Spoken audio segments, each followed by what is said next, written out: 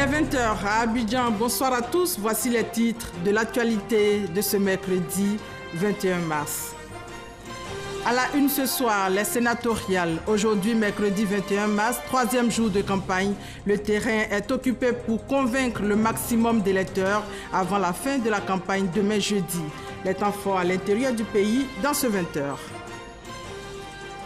Dans ce 20 h également, le Conseil des ministres, parmi les décisions prises, la création d'un consulat général de la République de Côte d'Ivoire à Lyon en France et la reprise du règlement de la dette intérieure de l'État. La synthèse du Conseil des ministres dans quelques instants. À suivre, après le Conseil des ministres, la conférence de presse du Premier ministre. Information majeure, la Côte d'Ivoire lève 1115 milliards de francs CFA à travers l'émission d'un eurobond. Et on fera un tour à Kigali, au Rwanda, pour parler du sommet extraordinaire de l'Union africaine. Ce mercredi, 44 pays ont signé l'accord cadre portant mise en place de la zone de libre-échange continentale africaine. Voilà pour les titres. Bienvenue à tous. On parlera une fois encore ce soir des sénatoriales. Aujourd'hui, mercredi, troisième jour de campagne. On verra comment les choses se passent à l'intérieur du pays 24 heures avant la fin de la campagne. Mais avant, le Conseil des ministres, parmi les décisions prises, la création d'un consulat général de la République de Côte d'Ivoire à Lyon en France et la reprise du règlement de la dette intérieure de l'État. Le compte-rendu de Viviane Aimé. En plus d'avoir une ambassade de Côte d'Ivoire en France installée depuis de nombreuses années à Paris, le Conseil des ministres de ce mercredi 21 mars 2018, sous la présidence du chef de l'État, a décidé la création d'un consulat général de la République de Côte d'Ivoire dans la ville de Lyon, où réside à ce jour une communauté ivoirienne forte de plus de 5000 personnes.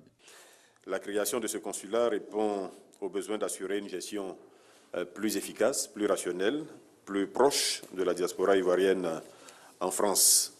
L'ouverture de ce consulat permettra d'assurer aux Ivoiriens de France, en particulier ceux vivant dans la région lyonnaise, donc dans la région Auvergne, Rhône, Alpes et dans les régions voisines, une meilleure protection consulaire et une plus grande célérité dans l'établissement de leurs documents administratifs. La question du règlement des passifs de l'État, baux administratifs, arriérés dus aux fournisseurs durant la période 2011 à 2016 a aussi fait partie de l'ordre du jour du Conseil.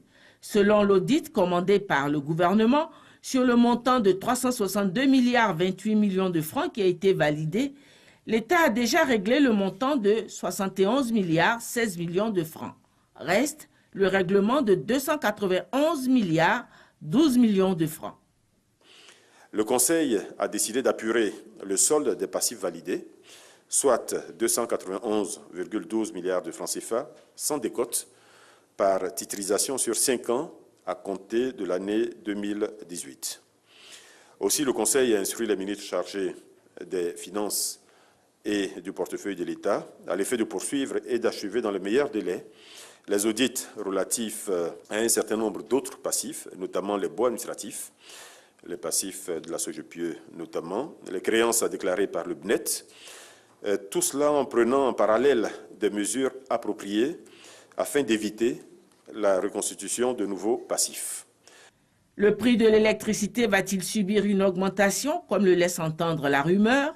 La réponse du porte-parole du gouvernement. Il n'y a pas d'augmentation du prix de l'électricité. En tout cas, pas à la date à laquelle nous nous trouvons aujourd'hui. Donc, aucune mesure de ce type n'a été discutée au niveau du gouvernement. Aucune mesure n'a été prise non plus. Donc nous ne savons pas d'où vient cette information.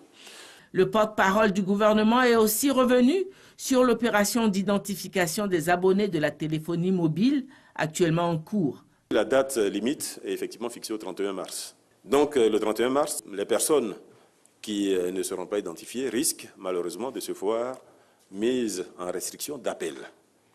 C'est-à-dire qu'elles pourront continuer à recevoir des appels, mais elles ne pourront pas en émettre. À partir du 31 mars, ces personnes-là disposeront de 2 mois supplémentaires pour régulariser leur situation et garder ainsi leur compte.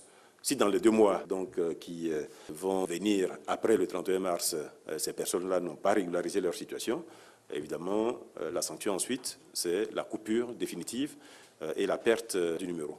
Il faut dire que cette opération a démarré depuis le mois de septembre. Nous savons qu'il y a des difficultés, mais en même temps, nous avons proposé des solutions par rapport à ces difficultés-là. En particulier, la première, pour ceux qui n'ont pas de pièce d'identité biométrique, c'est de se rendre à l'ONI et de demander une attestation d'identité avec laquelle ils peuvent procéder à cette opération d'identification. Cela a été dit et cette possibilité est là. L'ONI est tout à fait à la disposition des personnes qui n'ont pas une carte biométrique et qui voudraient donc se faire identifier. La deuxième solution qui est proposée, c'est le parrainage. Vous n'avez pas une pièce biométrique, vous avez un cousin, un frère qui, lui, détient une pièce biométrique, vous allez ensemble faire l'opération d'identification et lui se portant garant, en quelque sorte, de vous. Il s'agit d'une opération qui est importante pour le pays. C'est une opération qui est importante pour notre sécurité à tous. Il n'y a pas d'autre intention derrière. Il s'agit de créer les conditions qui vont à la fois sécuriser l'État de Côte d'Ivoire, mais également sécuriser tous les utilisateurs aujourd'hui des services sur les réseaux et services de télécommunications. Ce sont au total 2 projets de loi et d'ordonnance, 4 projets de décret et 8 communications qui ont constitué le menu du Conseil des ministres de ce mercredi 21 mars 2018, prochain conseil le jeudi 29 mars. Et après le Conseil des ministres, le Premier ministre Amadou Gon Coulibaly a animé une conférence de presse. Comme information essentielle, la Côte d'Ivoire lève 1115 milliards de francs CFA sur les marchés financiers internationaux. L'annonce a été donc faite ce mercredi 21 mars par le chef du gouvernement lors d'un point de presse après le Conseil des ministres. Nous vous proposons un extrait. La chose s'est déroulée du 9 au 15 mars 2018 sur les places financières de Londres, de New York, de Francfort et de Paris. À l'issue de ce roadshow, notre pays, la Côte d'Ivoire, vient de lever 1,7 milliard d'euros, soit 1115 milliards de francs CFA, à travers l'émission d'un eurobond à 2 tranches sur les marchés financiers internationaux. Il s'agit d'une tranche de 850 millions d'euros à 12 ans, au taux de 5,25%, et d'une tranche de 850 millions d'euros à 30 ans, au taux de 6,625%. Cette opération s'inscrit dans le cadre du financement du budget 2018 qui a prévu un recours au marché financier sous-régional et international à hauteur de 1 310 milliards de francs CFA. Plusieurs facteurs ont milité en faveur de cette nouvelle sortie sur le marché international, notamment la profondeur limitée du marché régional, la forte exposition des investisseurs sur le marché régional, mais surtout la possibilité pour nous de nous financer à long terme, sans risque de change et à des taux plus bas sur un marché en euros de plus en plus profond. Le gap de financement de 195 milliards de francs CFA sera comblé sans difficulté par recours au marché régional. Tous les fonds donc levés permettront de financer les investissements prévus au budget et de stimuler donc la croissance. Conformément à notre stratégie de gestion de la dette à moyen terme 2018-2022, le ratio dette sur PIB devrait se situer à 43,2% du PIB donc à fin 2018, contre 42,6% à fin 2017, soit une augmentation modérée de 0,6%. Le taux d'endettement de la Côte d'Ivoire est le plus faible de la sous-région ouest donc africaine. Nous réalisons annuellement une analyse de viabilité donc à long terme donc de notre dette. Le long terme pour nous étant une analyse donc sur une vingtaine donc d'années. La dernière donc analyse qui a été effectuée avant le rebond donc 2018 confirme que le risque de surendettement de la Côte d'Ivoire demeure donc modéré. Cela signifie que tous les indicateurs de solvabilité et de liquidité de la Côte d'Ivoire demeurent en dessous de leurs seuils respectifs dans le scénario de base. En plus de la performance réalisée en termes de montants mobilisés, la Côte d'Ivoire entre dans l'histoire en tant que premier pays d'Afrique à réussir une émission obligataire en euros sur 30 ans. L'Eurobond 2018 a été l'occasion pour le gouvernement ivoirien de démontrer une fois de plus aux places financières internationales la robustesse de la croissance économique du pays et ses perspectives de développement ambitieuses. Elle a été également l'opportunité de présenter les réformes structurelles et les investissements clés mis en œuvre dans le cadre du PND 2016-2020, notamment dans les secteurs de l'agriculture, de l'énergie, des infrastructures, de l'éducation et de la santé. Le gouvernement a aussi fait valoir les progrès accomplis quant à l'attractivité réglementaire et fiscale pour les entreprises comme pour les investisseurs donc étrangers. La croissance de la Côte d'Ivoire pour l'année 2017 reste soutenue autour de 7 à 8%, soit le taux le plus élevé de la région UEMOA et le deuxième en Afrique après l'Éthiopie, tout en conservant l'un des ratios d'endettement public les plus faibles de la sous-région. La Côte d'Ivoire est ainsi aujourd'hui la troisième économie du monde par sa croissance et l'un des rares pays d'Afrique subsaharienne à conserver une balance commerciale excédentaire à comparer à ce qui se passe dans la sous-région.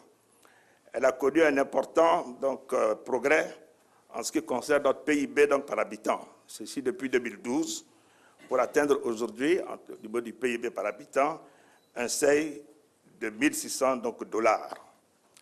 Ces performances très fortes, alliées à un rôle majeur et croissant de moteur économique sous-régional, sont le produit du leadership du président de la République, son Excellence M. Alassane Ouattara, et de l'engagement de tous les Ivoiriens pour l'avenir du pays. Elles permettent aujourd'hui à la Côte d'Ivoire de trouver avec crédibilité et aisance sur les marchés internationaux les financements nécessaires pour encore accélérer son développement, le renforcement de son agriculture, l'industrialisation et la diversification de son économie et un partage plus inclusif de la croissance et du progrès socio-économique. Après avoir présenté ces résultats, le Premier ministre Amadou Gon Coulibaly a répondu aux questions des journalistes. Ces questions ont notamment porté sur le niveau d'endettement de la Côte d'Ivoire et les secteurs qui seront concernés par les fonds mobilisés auprès des investisseurs internationaux. Le compte-rendu de Mahama Traoré. C'est le deuxième eurobond que le gouvernement d'Amadou Gon Coulibaly réalise avec succès en moins d'1 an. Pour autant, cette prouesse emmène à s'interroger si la Côte d'Ivoire ne s'expose pas à un risque de surendettement. Face à une telle inquiétude, le Premier ministre Amadou Gon Coulibaly rassure l'opinion publique.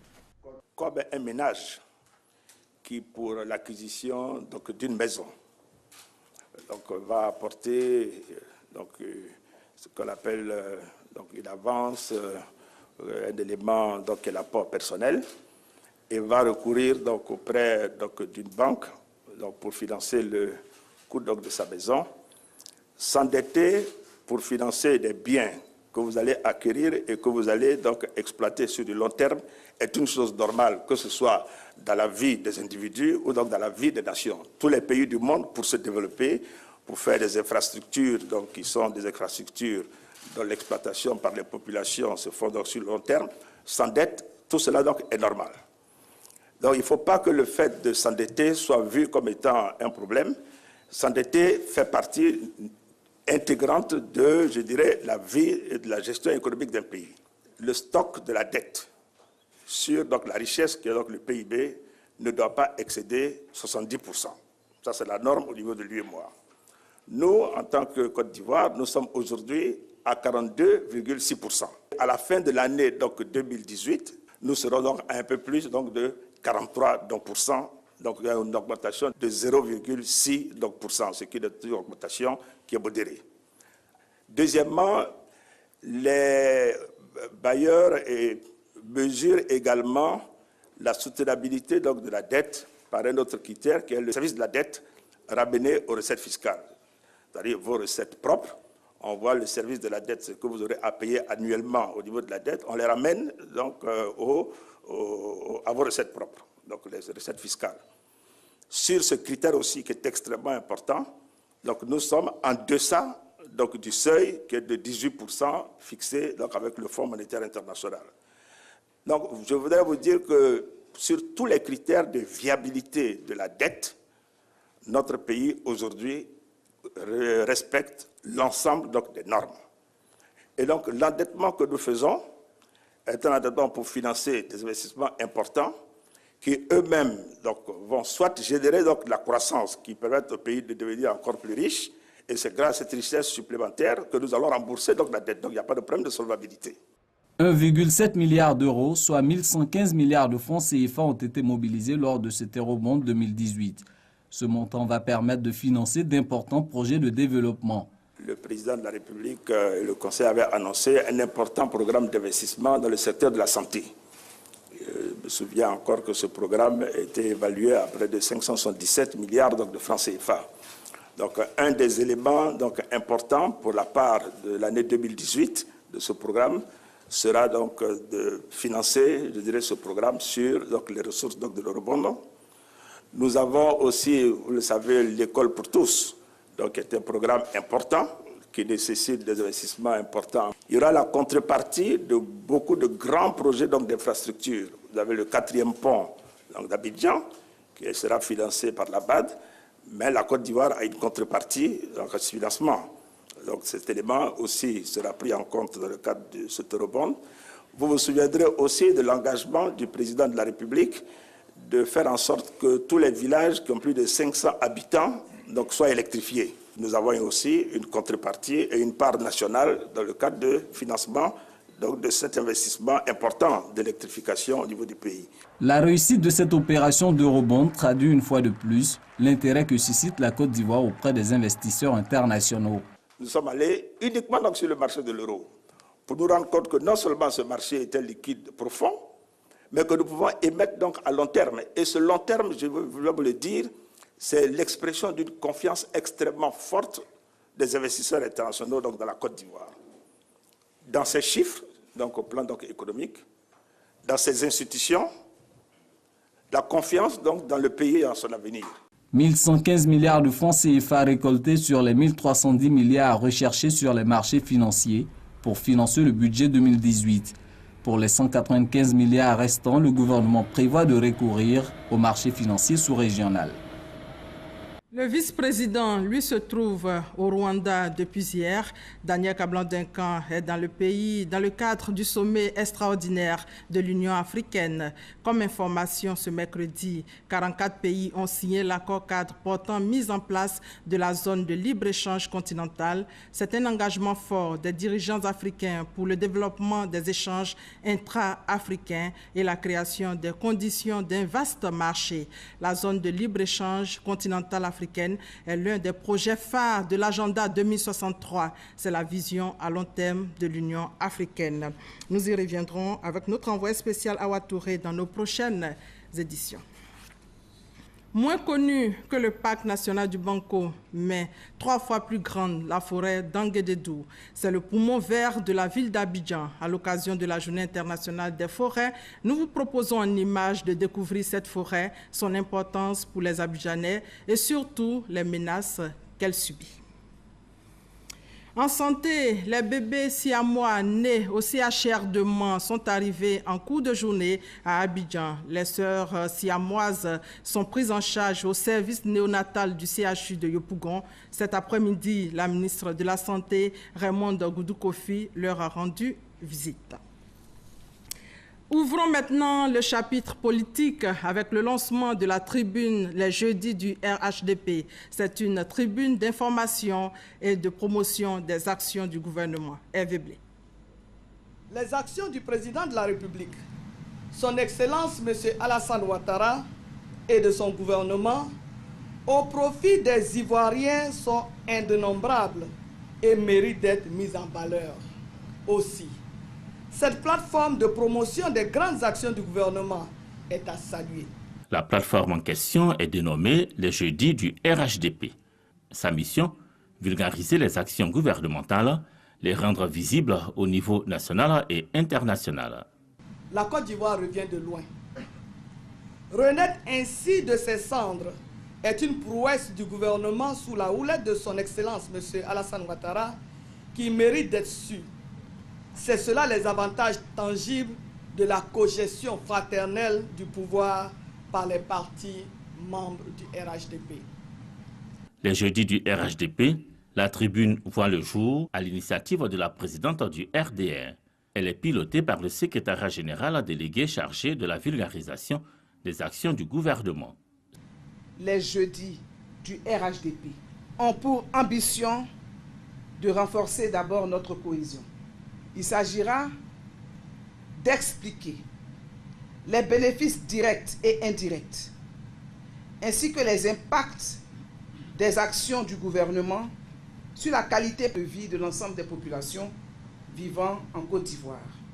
Les jeudis de l'information, une réponse adéquate au droit à l'information des populations. Paix, stabilité et cohésion, lutte contre la pauvreté. Les grands projets structurants sont quelques-uns des axes thématiques qu'aborderont à l'occasion un ou deux conférenciers, membres du gouvernement, leaders des partis RHDP et toute autre personne ressource.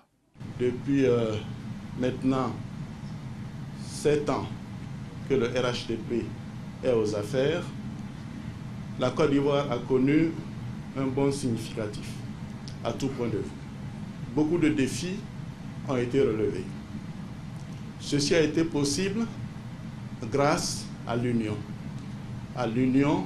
des fils de feu le président Félix Houphouët-Boigny. Je pense, à mon humble avis, que la meilleure chose que nous puissions faire à la mémoire du président Houphouët-Boigny, c'est de resserrer les rangs du RHDP. C'est heureux que nous ayons cette occasion. Je sais que tous les 2 jeudis, ce sera un moment formidable d'échange avec les Ivoiriens. Les Ivoiriens sont dans l'attente de cela, les militants du RHDP aussi, pour s'approprier de toutes les actions. Et je voudrais vraiment souhaiter plein succès au jeudi du RHDP. Les jeudis du RHDP, la tribune est prévue pour se tenir le 1er et le 3e jeudi tous les mois. Premier invité, Aoussouka Diojano, ministre auprès du président de la République, chargé des relations avec les institutions et vice-président du PDCI RDA. Le rendez-vous est pris dès le mois d'avril au district d'Abidjan. Et maintenant, les sénatoriales. Aujourd'hui, mercredi 21 mars, 3e jour de campagne.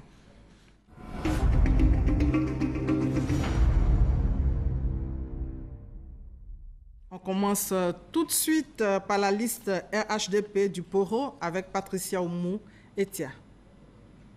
En présence des conseillers municipaux et régionaux, des responsables de jeunesse et des femmes, la liste RHDP, composée de Koulibaly Yaya et Silué Cagnon Augustin, candidat pour les sénatoriales 2018 dans le Poro, a été présentée au public.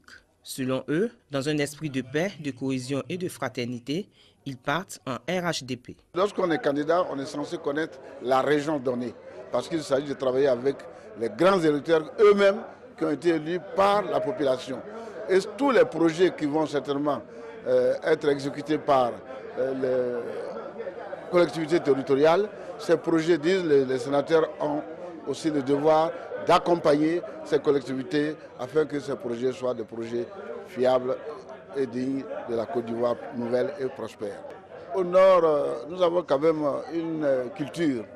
Les cadres se respectent et lorsque un cadre se signale, bon, les autres qui ont bien envie de le faire taisent un peu leur ego et puis accompagnent pour le bien-être de la région. Et l'objectif que nous visons aujourd'hui, c'est que le Nord soit uni et que nous parlions le même discours, de sorte que tout ce que nous allons entreprendre pour le développement de cette grande région du Poro aboutisse. Au total, 347 électeurs sont attendus au lieu de vote à l'EPP Groupe Scolaire, le seul bureau de vote pour l'élection des sénateurs dont le RHDP est seul en lice dans le Poro. Pour les sénatoriales, 116 candidatures retenues. On poursuit avec la liste indépendante de la Maraoué. Et là, c'est Sidonie Davila qui nous fait un point. L'union fait la force. C'est donc main dans la main que Kouaïbi Irie, Thié Théodore et Traziebi Guessan ont décidé de porter la liste Union pour le développement. Sur le terrain, selon leur programme, Leurs actions sont dirigées vers les besoins des populations de la région de la Marawi. C'est selon le besoin de la population qu'on travaille. Un élu n'a pas un programme spécial à lui. On tient compte de la présence de ceux avec lesquels vous travaillez. Les populations sont ici, à la Marawi, et vont nous orienter selon leurs besoins. Et c'est en fonction de leurs besoins que nous allons travailler. Nous allons faciliter la coexistence pacifique entre les populations de la Marawi. De façon concrète, nous allons être à l'écoute de tous les signaux qui peuvent porter préjudice à la paix qui prévaut dans la Marawi. Et donc nous allons anticiper en faisant des tournées d'explication, en faisant des tournées de sensibilisation. Je suis confiant et je fais confiance aux populations de la Marawi parce qu'ils aiment la vérité. Il y a longtemps que nous voyons certaines choses. Nous voulons que ça change. Nous avons la capacité, nous avons l'expérience et nous sommes efficaces pour le faire. C'est pour cela que nous avons décidé d'être candidats. Les deux candidats nourrissent l'espoir de remporter ces sénatoriales pour réaliser leurs ambitions en vue d'un grand changement dans leur région. Et on reste toujours avec Sidonie Davila dans la Marawi pour parler des temps forts de la campagne de la liste RHDP. Après avoir sillonné plusieurs villes de la région de la Marawi, les candidats de la liste RHDP marquent un arrêt à Boisflé pour faire le point avec les membres de la direction de campagne, Gweti Bisso Chal et Lionel Kofi Bassi, sont confiants et se félicitent du travail abattu sur le terrain après 3 jours de campagne. Le nom de notre liste, Rassemblement et Paix, 2 facteurs importants dans le développement d'un pays.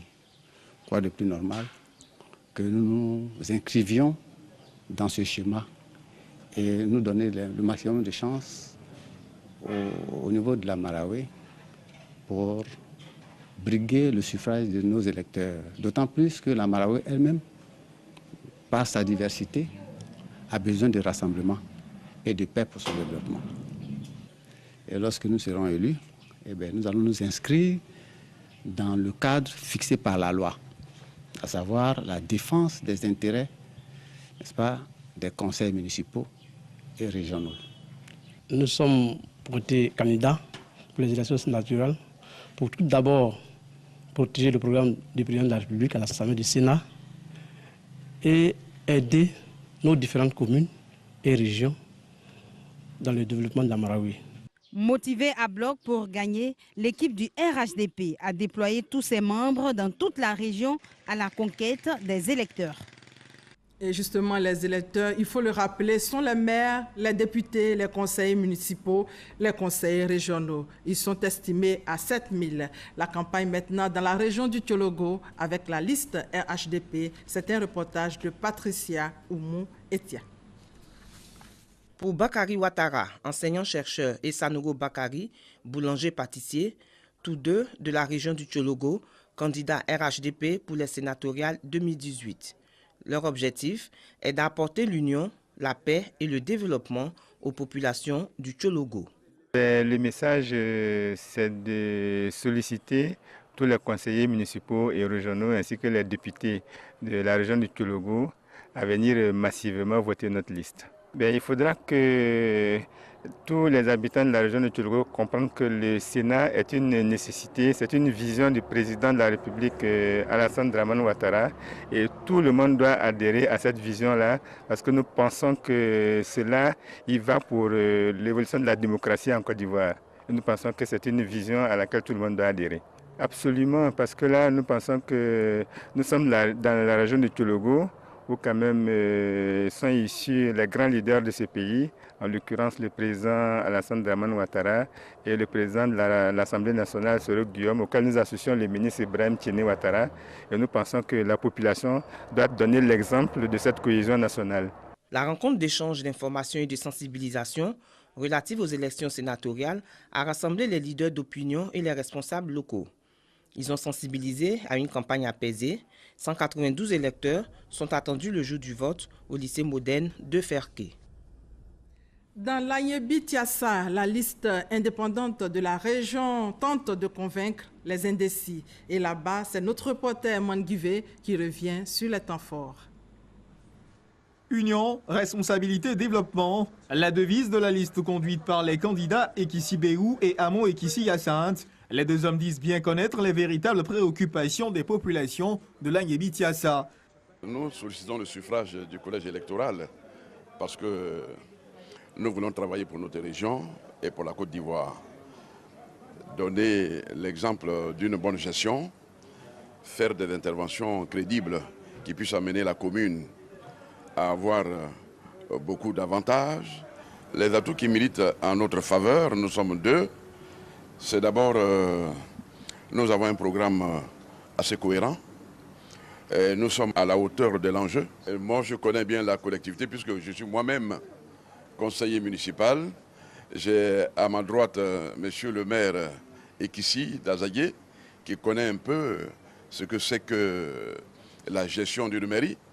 Et nous voulons donc améliorer les rendements et donner, si vous voulez, la possibilité à notre population de vivre mieux. Nous allons également travailler un peu avec la diaspora, à qui nous voulons positionner pour que les choses se passent vraiment bien dans le pays. Mettre à contribution les forces vives de la diaspora, poser des actes forts pour soutenir les collectivités locales de la région. Les candidats Ekissi Béou et Amo Ekissi Hyacinthe veulent porter haut le flambeau de la région de l'Agné-Bitsiassa. Toujours dans la région de l'Agné-Bitsiassa, la liste RHDP de son côté fait aussi campagne pour mobiliser les électeurs, nous dit toujours Herman Guivet. Sochi Akembo Frédéric et son colustier Yapobi Jean-Désiré Lucien, candidat de la liste RHDP pour remporter cette élection sénatoriale, mise sur leur atout majeur, la longue expérience qui est la leur dans la gestion de questions liées au développement local. Pour nous, l'avènement du Sénat est l'expression de la volonté de son Excellence le président Ouattara de booster le développement. Le Sénat, dans sa conception, est la représentation des collectivités territoriales. J'ai fait 12 ans en tant que conseiller municipal, 7 ans de mairie, 10 ans de conseil général et je suis à ma 5e année du conseil régional. Il va sans dire que j'ai hâte de pouvoir effectivement représenter cette collectivité que je connais le mieux, qui devrait, depuis longtemps d'ailleurs, être l'élément moteur du développement de notre pays. On ne va pas aux élections parce qu'on a envie d'aller aux élections, on va aux élections parce qu'on sait ce que c'est et on va pour faire quelque chose. Donc, l'électorat connaît. Expérience et savoir-faire, Sochi Akembo Frédéric et Yapobi Jean-Désiré Lucien en appellent au discernement des électeurs dans leur choix le 24 mars prochain. Notre correspondant Ngana Konate, lui, est dans le Haut-Sassandra. Il a suivi la liste RHDP. Regardez. Eri Binguessan et Touré Lanciné sont les candidats de la liste RHDP de la région du Haut-Sassandra. Ils ont parcouru plusieurs localités de la région pour expliquer aux conseillers municipaux et régionaux l'importance et le fonctionnement du Sénat. Après que la loi soit votée par l'Assemblée nationale, elle est envoyée au Sénat en 2e lecture et c'est à l'issue de cette 2e lecture qu'elle est promulguée donc par le président de la République. Tous les pays du monde qui ont un parlement à 2 chambres font figure de pays sérieux. La liste RHDP a aussi promis défendre les intérêts de la région. Quand les lois sont votées, nous allons lire les virgules, les espaces, pour voir si l'intérêt de la commune, si l'intérêt de la région y est, en termes donc d'outils de développement. Les intérêts d'une collectivité, c'est quoi? C'est de trouver les outils qui lui donnent toute la force, tous les moyens matériels et financiers pour impulser le développement local. Derrière le développement local, celui qui est visé, c'est le citoyen. Nous avons les cheveux blancs, on représente la sagesse, comptez sur nous. Dans la région du Haut-Sassandra, 288 électeurs sont concernés par cette élection sénatoriale du 24 mars prochain. Allons maintenant dans la région du Worodougou, c'est la zone d'Abou Sanogo. Il explique que la liste RHDP mobilise les électeurs à participer massivement au vote. La liste RHDP seule en lice dans la région du Ouorodougou. 2 candidats, en l'occurrence le maire de Kani, Yaya Meïté, et l'ex-député suppléant de la commune de Séguéla, Bakayoko Vaflali, sont désignés pour la sénatoriale dans la région. Et ils se sont rendus à Sifié-Djoula-Soba pour échanger avec les grands électeurs à la mairie de cette localité. Nous avons une seule liste. Aujourd'hui, nous avons ouvert la campagne à Séguéla et nous sommes là cet après-midi à Sifié. Le message est passé et nous pensons que les choses sont en place et que samedi, les choses se passeront très bien et que tous les 239 électeurs seront présents et voteront pour la liste que nous leur avons proposée. On est là pour accompagner nos collectivités en améliorant la qualité de vie de nos populations. Le président du conseil régional est là, les maires sont là, ils font bien leur travail. Je crois que nous sommes prêts à les accompagner dans le processus, pourvu qu'au soir du 24, nous sommes certains qu'on sortira vainqueur avec un pourcentage très acceptable. Un seul lieu de vote. Le groupe scolaire Château de Séguéla va accueillir le jour du scrutin 239 électeurs. Élection sénatoriale dans la région du Béré. La liste indépendante est sur le terrain. La suite avec Abou Sanogo. La région du Béré part à ces élections sénatoriales avec 2 listes. Dogomo Kanate et Maître Bamba Mamadou sont les candidats indépendants. Ils conduisent la liste l'Union pour le développement du Béré. Très confiants, ils entendent impulser le développement dans le Béré. Mais l'essentiel pour eux, sauvegarder l'esprit de famille. Je vais participer au débat des sénateurs pour apporter les préoccupations, apporter le point de vue de mes populations au Sénat. Que ça se passe dans la paix, dans l'union et dans la fraternité. Nous sommes tous des frères, nous sommes tous de la même région. Ce n'est pas une élection qui doit nous diviser. On apportera beaucoup de choses avec le conseil régional, avec les différents conseils municipaux. On ne finira pas jamais d'aider les parents. Je dois apporter beaucoup de choses à mes parents. Nous sommes des hommes de confiance. Moi, je perds très peu. Je perds très peu, mais j'agis. Au soir du 24, on sortira vainqueur. Parce que nous avons travaillé. Nous avons travaillé selon les retours qui nous parviennent. Les échos sont bien. Dogomo Kanate et Bamba Mamadou comptent sur les 191 électeurs des 6 communes de la région du Béré pour un triomphe au soir du 24 mars. Cap sur la région du Boclé où la liste indépendante de la région dans sa campagne met l'accent sur le corps à corps. Mamadou Kwasi. Campagne de proximité, c'est la stratégie adoptée par la liste Ensemble pour le Boclé, une liste de candidats indépendants constituée de Jean-Baptiste Pani et de Amélie Becré. Ces candidats veulent impulser un nouveau dynamisme à la politique de développement de la région du Boclé. Donc nous sommes candidats pour être le porte-voix de nos parents, le porte-voix de nos amis, le porte-voix des populations de la région du Boclé. Mais nous sommes surtout candidats pour rassembler les filles et les fils de la région du Boclé. Nous sommes également candidats pour apporter un changement, mais vraiment un changement à tous les niveaux. Au niveau des ressources humaines, nous pensons que ces ressources humaines devaient être renforcées et que certaines ressources humaines devaient être remplacées également, faute de résultats probants. Pour se faire élire au soir du samedi 24 mars prochain, la liste Ensemble pour le Boclé met un accent particulier sur la cohésion et la paix. Elle et les dames, moi je suis un homme, mais nous faisons la promotion du genre justement. Elle vient de Fresco, je viens de Sassandra, mais géographiquement, nous sommes parfaitement équilibrés sur la région. Il n'y a pas meilleure liste que cette liste-là pour fédérer justement tous les enfants et toutes les filles de la région du Boclé. Et donc aujourd'hui, nous lançons cet appel-là pour que tout le monde nous fasse confiance. Cette campagne de proximité va se poursuivre jusqu'au jeudi 22 mars prochain, afin de convaincre davantage les conseillers municipaux et régionaux ainsi que les députés de la région du Boclé. Et dans la même zone de Boclé, il y a aussi la liste RHDP qui fait campagne. Les temps forts toujours avec Mamadou Kwasi. Cette journée de campagne sénatoriale 2018, les candidats de la liste Rassemblement épais de la région du Boclé sont à Fresco.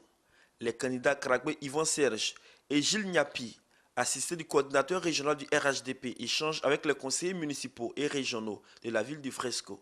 Notre candidature est motivée par le fait que nous voulons aider les populations du Boclé à sortir de la léthargie dans laquelle elles vivent. Nous voulons, grâce à l'émergence promise par le chef de l'État, participer à ce développement. Vous savez que le Sénat va nous permettre de pouvoir débattre de tous les problèmes des collectivités locales, de nos mairies, de nos conseils régionaux, et nous voulons être au cœur et ne pas être en marge. Les candidats du RHDP promettent de mettre leur expérience à la disposition de la région du Boclé. L'expérience de l'Assemblée nationale de M. l'Honorable, sans oublier mon expérience à l'international au sein des Nations Unies, accompagné par le ministre Légré et l'Honorable Flébo Basile, nous pensons que nous saurons défendre les intérêts de nos populations et de nos collectivités locales, une fois à l'hémicycle. Nous leur demandons de nous faire confiance, de faire confiance au chef de l'État et au gouvernement ivoirien.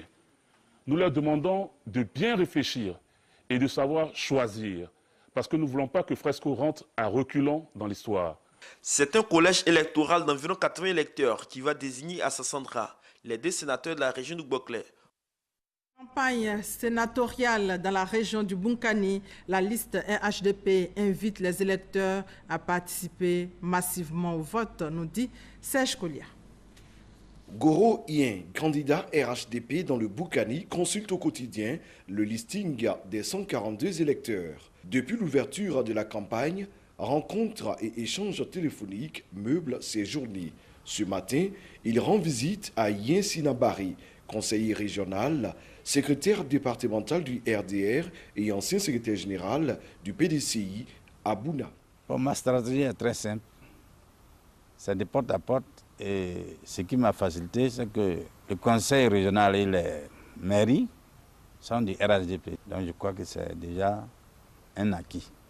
Mais j'ai une équipe qui tourne et moi je reçois les sages à la maison. Agent des douanes à la retraite et actuel vice-président du conseil régional du Bunkani, Yen Goro veut se mettre davantage au service de sa région. D'abord, ma préoccupation c'est la cohésion. Le Sénat, ce n'est pas comme la mairie ou le conseil régional où nous avons un budget. Mais je me battrai au moins pour qu'il y ait un changement, surtout dans notre région. Je veillerai à ce que le conseil travaille et la mairie. Je crois que c'est notre rôle. Dans notre région aussi, il faut encourager nos parents à scolariser les jeunes filles. Face à 2 indépendants, Yen Goro et Kwaku Ouattara conduisent la liste RHDP dans le Bunkani. Bunkani, après Moronou, la liste RHDP a présenté sa vision aux électeurs sur place. Les détails avec Kader Sogodogo. Le corps à corps est assurément la stratégie la plus utilisée pour cette élection au Sénat. Dans le Moronou, le rassemblement des oufouettistes pour la démocratie et la paix s'y met. Élus municipaux, régionaux et les députés de Bongwanou, Mbato, Tiemelekro, Ara et Anoumaba sont ciblés. Je suis candidat parce que j'ai décidé de mettre mon expérience, mon savoir-faire au service de la nation et par ricochet au service du Moronou qui est ma région natale. C'est pourquoi j'ai décidé donc de parcourir toutes les localités où il y a une municipalité pour rencontrer les grands électeurs pour que, à travers cette candidature du RHDP, nous puissions être représentés au niveau de ce nouveau Parlement qui se met en place. J'invite tous les grands électeurs à voter la liste Timoko Kofi Boni Séraphin qui représente le RHDP dans cette région.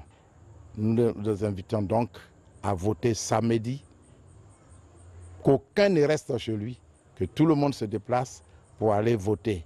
Toute la journée de samedi est faite pour ça. Dans la région du Moronou, le rassemblement des oufouettistes pour la démocratie et la paix, RHDP, sera face à 2 listes indépendantes. Voilà, fin du chapitre consacré au sénatorial. 13 régions parcourues ce soir. La campagne électorale qui a démarré le 19 mars prend fin demain, jeudi 22 mars. Hors de nos frontières, en République démocratique du Congo, au moins 47 personnes ont été tuées en une année dans la répression des manifestations contre le maintien au pouvoir du président Joseph Kabila. C'est un rapport des Nations Unies qui l'a révélé. Fin de la garde à vue de Nicolas Sarkozy dans l'enquête sur des soupçons de financement de sa campagne présidentielle de 2007 par la Libye. Pour le moment, pas de précision sur les éventuelles poursuites judiciaires décidées par les magistrats.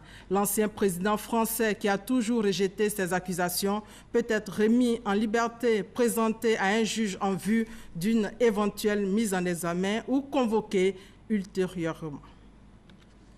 Ainsi s'achève ce 20h. Merci de votre fidélité. Excellente soirée à tous et on se retrouve demain.